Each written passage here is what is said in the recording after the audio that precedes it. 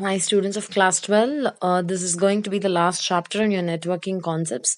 With this, it is over, and next we'll start with Python file handling concepts. Okay, so we'll learn what an e-commerce is. E-commerce stands for electronic commerce, and you know that anything that you buy and sell product over the internet, then you call it as electronic commerce.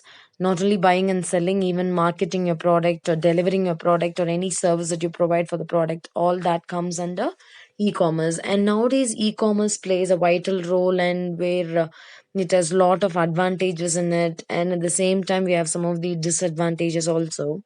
But the usage of e-commerce has been improving, or it has been increasing day by day, I can tell you. Yeah, now we'll just discuss some of the advantages of e-commerce. You can say that it increases your sales and decreases the cost, because the advertisement cost is very less when you compare to the normal advertisement.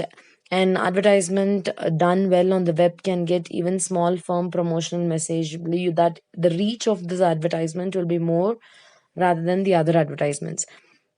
And you can find new suppliers and business partners when you purchase or when you market your product using e-commerce.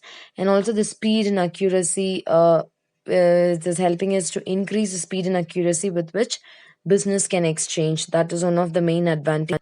And also it is helping the e-commerce producers or the buyers, where they can do the payment with the help of the online facilities. Yeah, these are some of the advantages of e-commerce.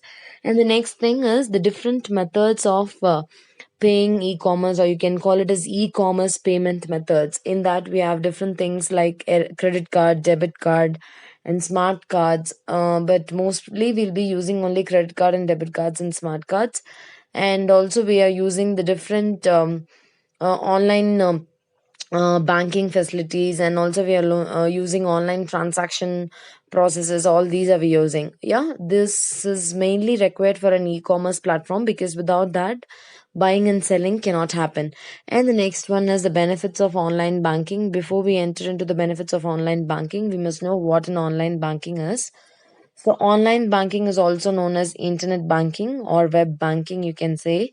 So this is nothing but the electronic payment system, which is enabling the customers of a bank to conduct a range of financial transaction through the bank's authorized website. Then you call it as internet banking or online banking. Okay.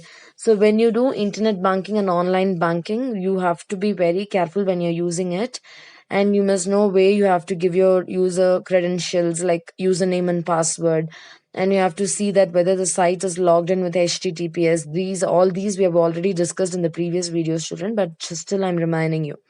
And the next one is about mobile banking. See, nowadays everything is possible with the help of the mobile phone.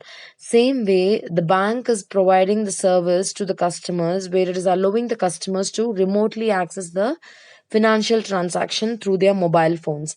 So that is one of the main advantage of the mobile banking, because there is no need of us to go stand in queues in the bank. Even to check our balances, we used to go to the bank and then wait in a long queue for a long time. This was in the olden days, but now that is not required at all. We are able to get everything in our fingerprints, or everything is possible with the help of our mobile phones. Yeah, that is the main advantage of mobile banking.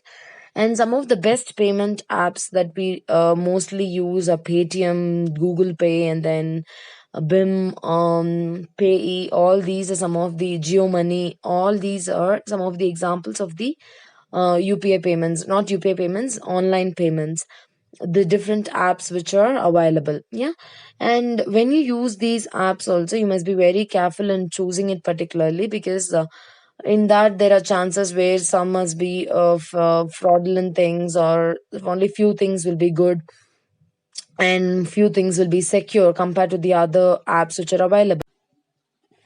And if you say, there are a lot of differences between using Google Pay and Paytm, because there may be few offers in Google Pay which is not applicable in Paytm. So likewise, there are different services which are differing from one software to another software. If you say Phone Pay is quickest fund transfer, but Google Pay is most secure, and Paytm, what happens is it is wide range. It has widest range of services, but MobiWiki has expense manager. All these are different services, and it's very what to say, very transparent to the users, whoever is using this different kind of apps for the payment.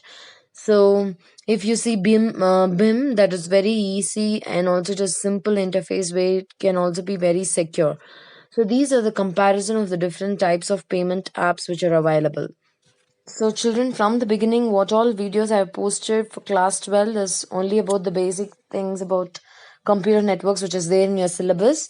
So, all the chapters have been covered from this computer networks chapter, children. And next, we'll be targeting only on Python programming language, and we'll be dealing about file handling programs that I'll do it in the online class as well. And same thing, I'll be posting you as a video.